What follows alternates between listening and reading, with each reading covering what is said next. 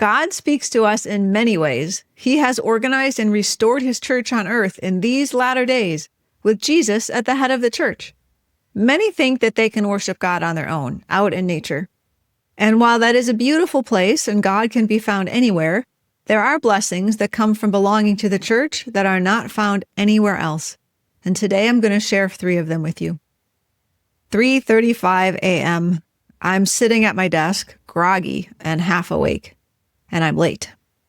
Yesterday, the Spirit instructed me to meet with my ancestors at 3 a.m.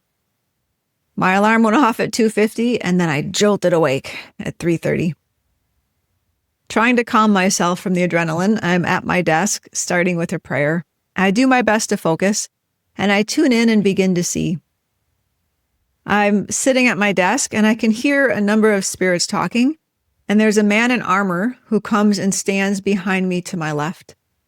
And Theodore, my assistant, my helper, comes and stands with his clipboard. But it's really not that clear. I receive a little poem, and this is the last stanza. The mysteries of men are vast and deep, and keep many wandering in glue. But the truths of God are simple and glorious, and bring one always to new views. Finally, I hear Theodore. Good morning, Miss Bessire. Hi, Theodore. I'm sorry, I know I'm late. I'm also having a hard time seeing anything. As I use the gift of sight and clairvoyance to see, all I'm seeing is dark gray, like there are clouds covering my view of things.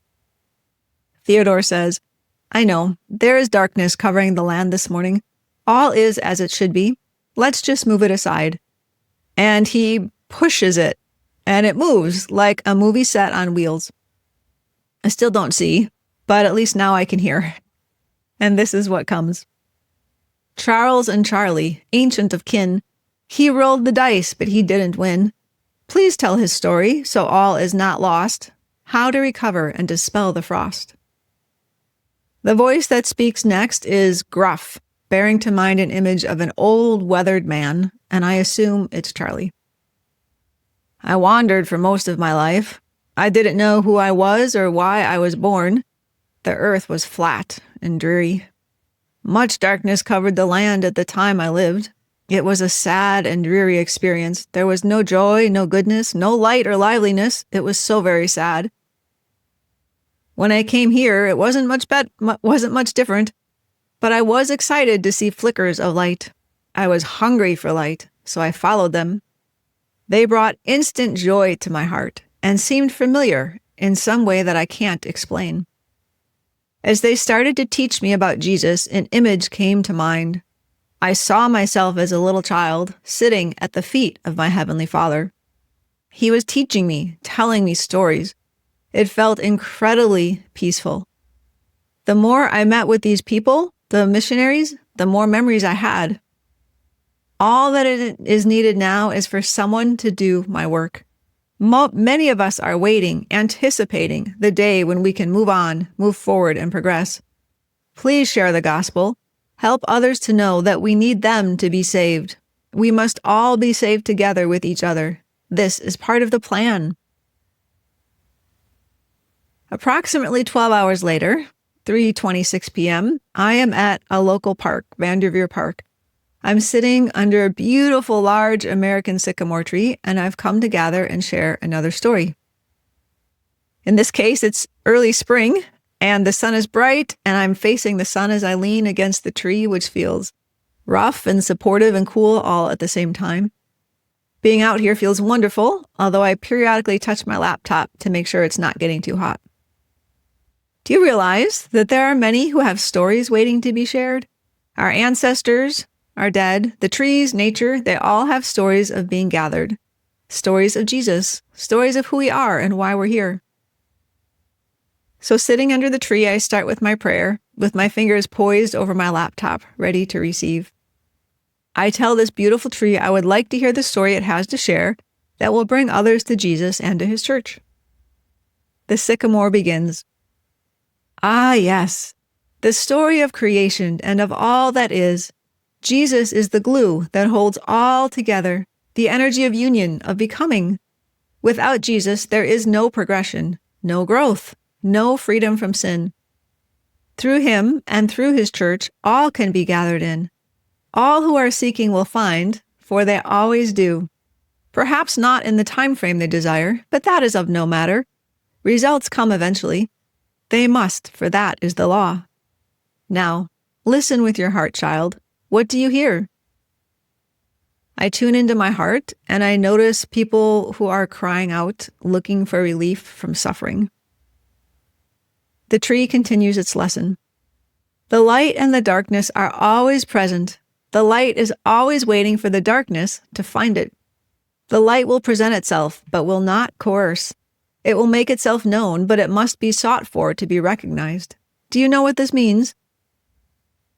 I believe it means that we must seek if we want to find light, but please explain it to me. I've learned that when I'm asked if I know what something means, it is always wise for me to ask for understanding.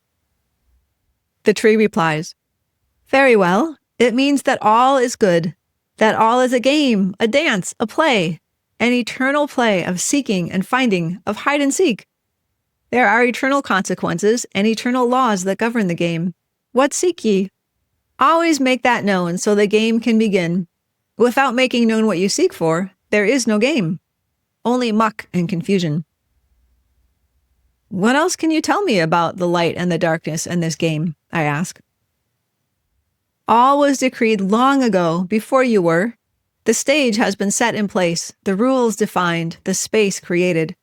Remember that creation requires a name and a place and a space, boundaries.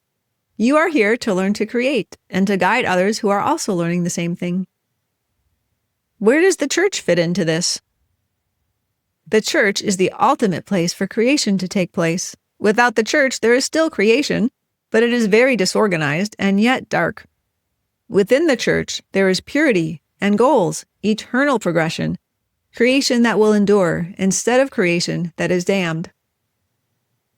I tell the tree, I seek union with God, with Jesus the Christ and Heavenly Father who created me and all that is. Yes!